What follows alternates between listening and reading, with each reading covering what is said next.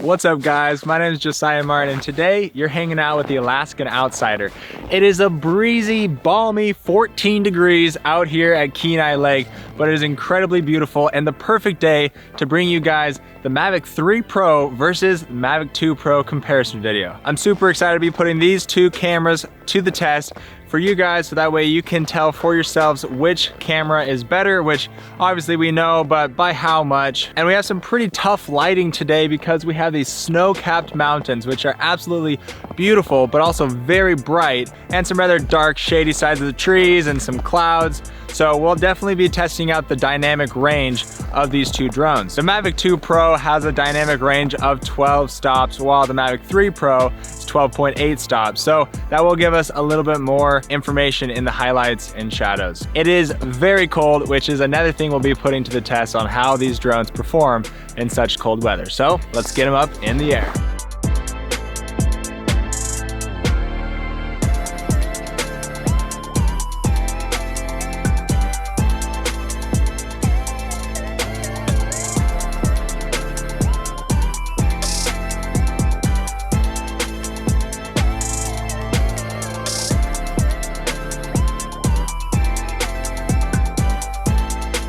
Now, I've been flying the Mavic 2 Pro for over 3 years now, and it has done me great service as I've made tons of YouTube videos for you guys, as well as for other corporate commercial clients, filming documentaries, filming promo videos for certain businesses. But the one limiting factor is that it's 4K 30 frames per second. So I'm really excited to see just how much better this Mavic 3 Pro gives us with its 5K 50 frames video. The other really nice feature of the Mavic 3 Pro is that it has 4K 120 frames. So right now, Jake is going to start following me with the drone as we drive up this windy, snowy hill. That way we can really put the 4K 120 to the test.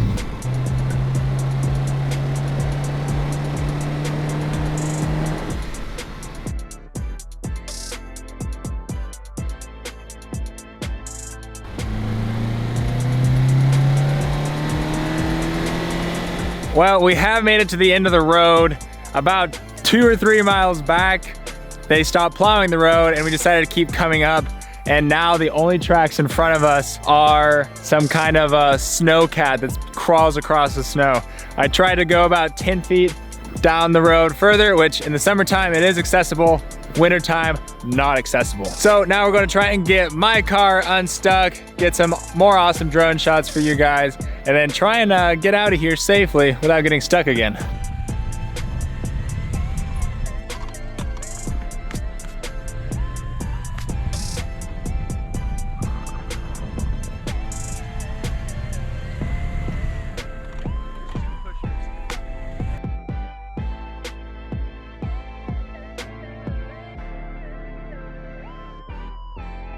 Well guys, I'm always about pushing the limits on this channel and getting some incredible footage to share. And that is definitely what we did today, because it took about 20-30 minutes to get my car at a 180 on this very snowy day. If I didn't have two other guys out here with me, there was no way I was turning around this car by myself. I would have been dead stuck, but they pushed and we got out of here. So sorry for the brief intermission. Back to the drone footage.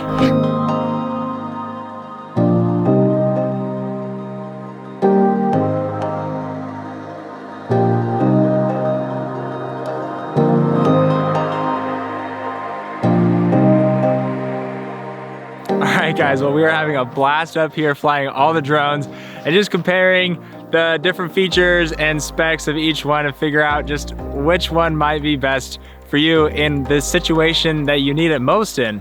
And that's one thing that I'd really encourage you guys to consider is, where are you utilizing your drone most? Like, if you are going to go out and buy a really fancy expensive sports car and only be driving it to the grocery store, is it really worth spending all that money just to be commuting back and forth? Now, sure, it may look great anywhere you go, but are you really utilizing it to its fullest potential on the back streets going 25 miles an hour? So if you're a drone pilot that's really more of just a hobbyist and you like making maybe some YouTube videos, making cool Instagram videos, showing your friends and family, then a drone like the Mavic 2 Pro is going to be very sufficient for you. Like, I've been using it for the last 3 years, creating tons of incredible content, and it's held up great for me. I personally also run a video production business where I'm trying to deliver to my clients high-level cinematography to really give them the best quality that I can. And I'm also going to be filming a documentary later on this year, and so I'm really wanting to have the highest quality possible when I'm going out and filming. And because this is my full-time job and I'm earning money with this drone, then it's worth it to me to go out and pay a price tag of over $3,000 to get this Mavic 3 Pro. Now, if I was doing this as just a part-time gig, maybe a hobbyist on the side, a drone like the Mavic 2 Pro would provide me a lot more value and still give me most of the quality that this new fancier drone can give me. Another thing to keep in mind, the difference between these two cameras is that the field of view is actually slightly larger on the Mavic 3. You're shooting on a roughly 24mm lens versus a 28mm equivalent lens. So the landscapes aren't going to be quite as wide on the Mavic 2 Pro. And DJI said that they're going to be releasing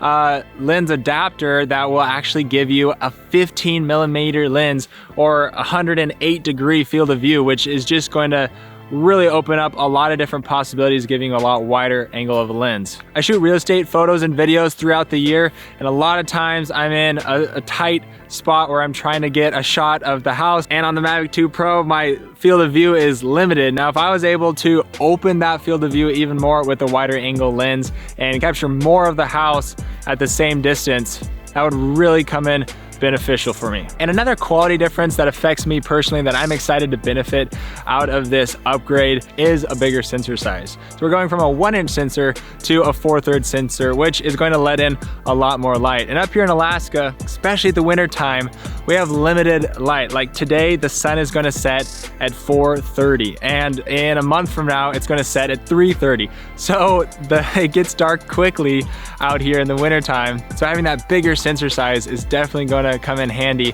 when the light is dropping quickly and I'm trying to wrap up my shoot and get some more drone shots without them looking terrible and cranking up the ISO. So on the Mavic 2 Pro, I don't really like to bump up the ISO past 200 on it, because as soon as I hit to 400, I start getting a lot of noise.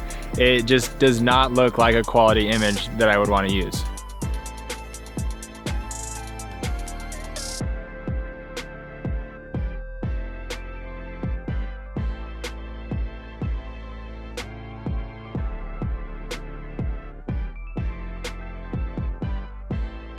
All right, so we're back in the car and time to make it back down the road. I'm gonna follow Jake out. Hopefully neither one of us gets stuck. Here we go.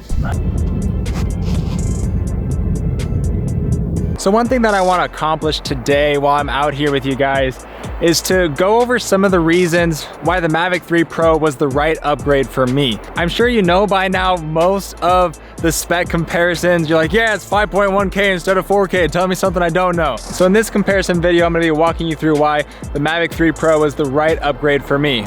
And if you find yourself in a similar position as myself, you might realize I definitely want to upgrade. Or maybe you don't even have a drone at all and you're looking to buy a nice drone as your first one. And after watching this video, you might realize that finding a Mavic 2 Pro used on eBay might be the right option for you, just because of how inexpensive it is compared to this new latest and greatest drone. One incredible benefit of the Mavic 3 Pro is that it has a 46-minute flight time, which, if you think about it, is almost as long as how long a GoPro battery lasts. So that is an incredible amount of time where you can be up in the air filming. And I know I've been utilizing this 30-minute flight time of the Mavic 2 Pro for the last 3 years now, and it's gotten me by just fine. But there's been quite a few times where I've been out flying, trying to capture this incredible shot, and then I start getting the doo-doo. And you know what that means? It's about time to start bringing that drone home before it doesn't come back at all. And so this new flight time is a 50% increase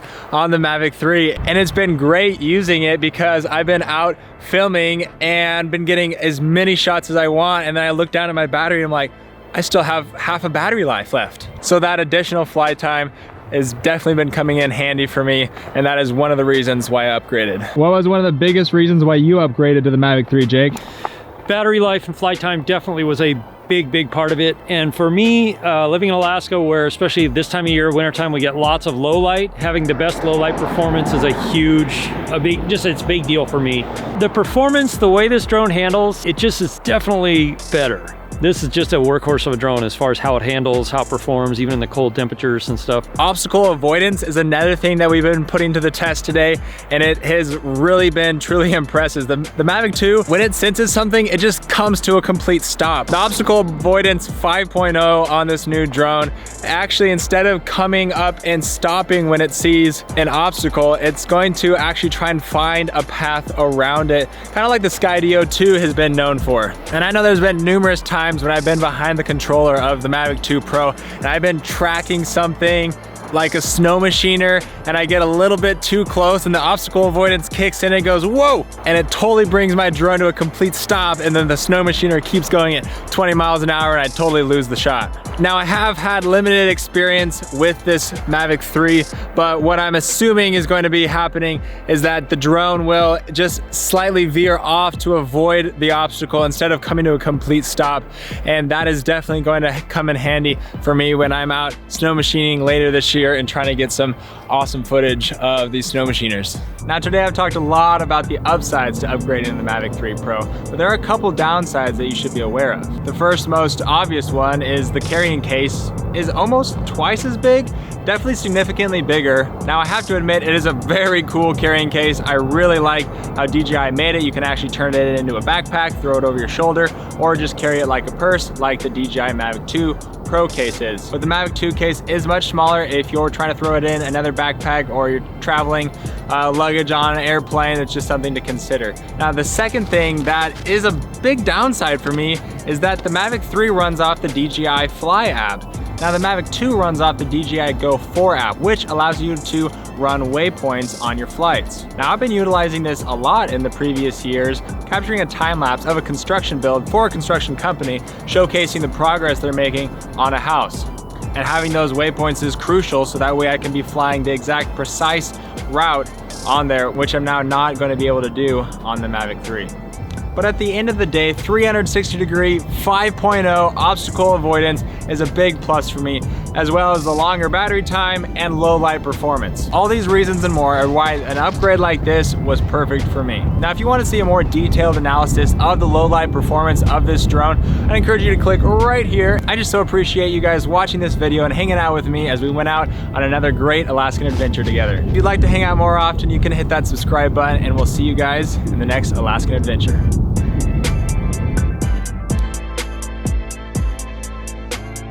My cheeks are cold.